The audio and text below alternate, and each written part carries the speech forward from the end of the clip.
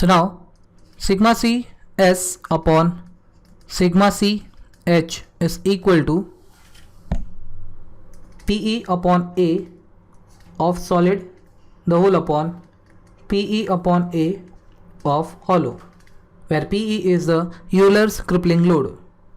Upon substituting the formula for Pe, we have pi square Ei upon Le square into A of solid column upon pi square Ei upon Le square into A for hollow. Now we see this pi square and pi square terms gets cancelled. Your E and E terms gets cancelled since the material for solid and hollow column is same. Your equivalent length Le square and Le square gets cancelled since we have assumed that the length for solid and hollow column is same, as well as the end conditions for both the column is same. So your ratio of sigma c of s upon sigma c of h is equal to I by A of solid upon I by A of hollow. Now upon substituting the formula for I and A, we have for solid column the formula for I is pi by 64 into d1 to the power 4 upon A is pi by 4 into d1 square.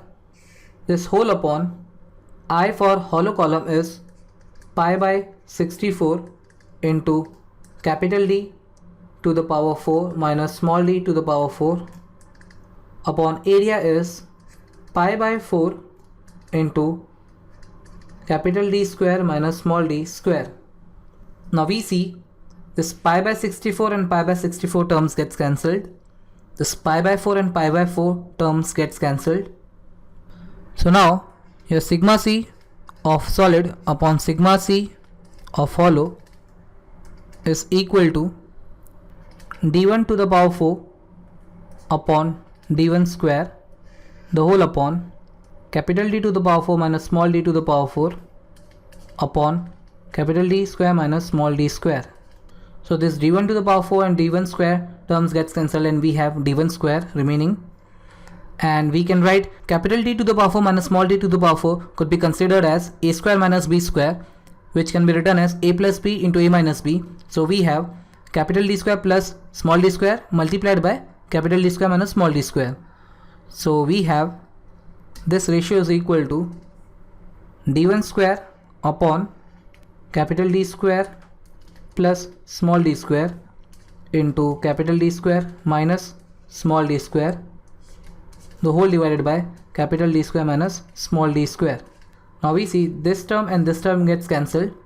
So sigma c of solid column upon sigma c of hollow column is equal to d1 square upon capital D square plus small d square. Let this be equation 1.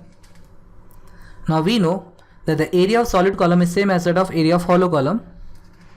So upon substituting the formula for area, we have pi by 4 into d1 square is equal to pi by 4 into capital D square minus small d square. So pi by 4 and pi by 4 terms gets cancelled. So we have d1 square is equal to capital D square minus small d square. Let this be equation 2. Now substituting the value of d1 square from equation 2 in this equation 1, we have sigma c of solid column upon sigma c of hollow is equal to capital D square minus small d square upon capital D square plus small d square.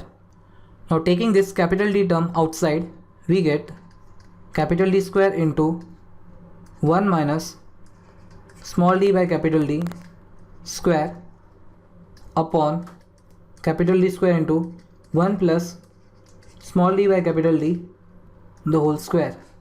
Now this d square and d square terms gets cancelled.